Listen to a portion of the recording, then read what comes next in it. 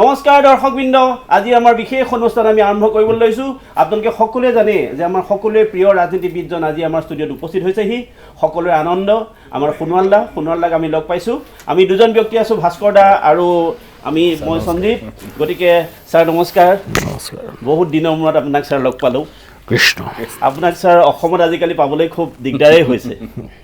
অসমত পোৱাটো বৰ কঠিন হৈ পৰিছে আৰু অসমৰ ৰাইজে ছাৰ আপোনাক প্ৰায়ে বিচাৰিয়ে থাকে। আমিও কেতিয়াবা সাংবাদিক হিচাপে বা সংবাদ মাধ্যমৰ কৰ্মী হিচাপে আপোনাক ছাৰ বিচাৰোঁ। আপোনাৰ সেই কথাবিলাক শুনি খুব ভাল লাগে আৰু বিশেষ কিছুমান কথা আমাৰ খুব মনত পৰে। ছাৰ মোৰ এটা কথা মনত পৰিছে, টুইন টাৱাৰ। এটা সময়ত আপুনি যেতিয়া বিশেষ ক্ষমতাত আছিলে তেতিয়া আপুনি টুইন টাৱাৰৰ বিষয়ে কৈছিলে আৰু অসমৰ সকলো মানুহে টুইন টাৱাৰক লৈ পেলাই আশা কৰিছিলে আৰু সকলোৱে ভাবিছিলে টুইন টাৱাৰ হ'ব আপোনাৰ দিনত।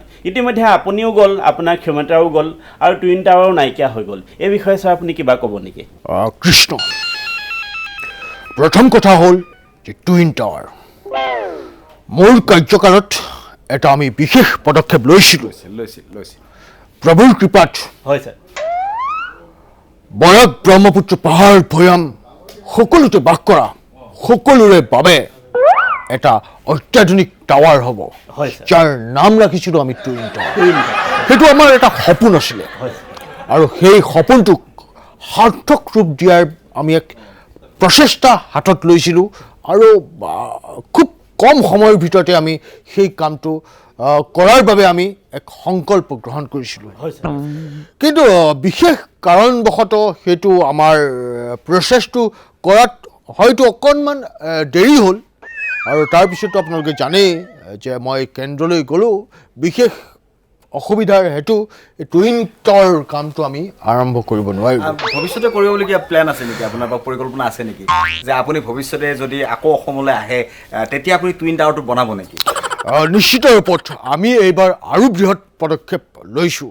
কেৱল টুইন টাৱাৰ নহয়, 3 টাৱাৰ 4 টাৱাৰলৈকে আমি কৰাৰ এক সংকল্প লৈছোঁ, দৃঢ় সংকল্প। আৰু সেয়া মোৰ এক আশা আৰু এটা সপোন যে আমি অসমতেই টুইন টাৱাৰ নালাগে, আমি 3 টাৱাৰ বা 4 টাৱাৰৰ দৰে এক সুউচ্চ অট্টালিকা আমি গঢ়ি তুলিম আৰু সেয়া বৰাক ব্ৰহ্মপুত্ৰ পাহাৰ ভৈয়াম সৰ্বত্ৰ বাস কৰা সকলোৱে তাক লৈ গৰ্ব অনুভৱ কৰিব। খুব এটা ভাল খবৰ। এই সময়ত আমাৰ সোণোৱাল ডাঙৰীয়া জনাইছে যে টুইন টাৱাৰ নহয়, যে 2, 3, 4 টাৱাৰো অসমৰ ৰাইজে দেখা পাব। তেওঁ ইতিমধ্যে এই বিষয়ে কাম কৰি আছে। গতিকে তেওঁলৈ আমি শুভেচ্ছা জ্ঞাপন কৰিছোঁ ছাৰ। ইতিমধ্যে অসমৰ চাৰিওফালে কেৱল মামা মামা মামা, অসমৰ চাৰিওফালে উন্নয়নৰ ধাৰা বৈছে। ক'ৰবাত আপুনি এই ক্ষেত্ৰত ছাৰ হেৰাই গৈছে নেকি বাৰু? চাওক, যিহেতু ইতিমধ্যেই কেন্দ্ৰত মই মোৰ সৰ্বস্ব জাৰি মই মোৰ কৰ্মক্ষেত্ৰত মই আগুৱাই গৈছোঁ আৰু ইতিমধ্যেই দেশৰ ভিন্ন প্ৰান্তত মোৰ কেইবাটাও প্ৰজেক্ট চলি আছে আৰু তাক লৈ মই অত্যন্ত গৌৰৱান্বিত। মই এতিয়া কেৱল ৰাজ্যতে সীমাবদ্ধ থকা নাই আৰু মই ভাবোঁ যে মই ক'ৰবাত হেৰাই গৈছোঁ সেইটো মই নাভাবোঁ। আৰু ৰাইজে যিহেতু আনন্দকণেৰে এই আনন্দক আঁকোৱালি লৈছিল আৰু সেই আনন্দকণ মানুহৰ অন্তৰত সদায় থাকিব। নহয় মানে ছাৰ, এই মামাৰ যিটো জোৱাৰ, এই জোৱাৰত আপোনাৰ আনন্দটো অকণমান কমি গৈছে নেকি? আনন্দ ঠাইত দুখ আহিছে নেকি?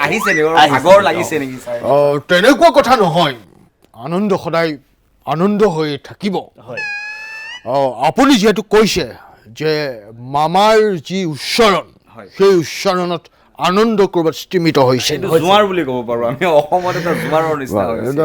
মানুহৰ মনত সেইটো ধাৰণা নাই, কিন্তু একাংশ সাংবাদিকৰ মনত তেনে কিছু প্ৰশ্নৰ অৱতাৰণা নোহোৱা নহয়। বিভিন্ন সময়ত মোক তেনে প্ৰশ্ন সোধা হৈছে আৰু তাৰ উত্তৰ মই যথোচিত উত্তৰ মই দিছোঁ।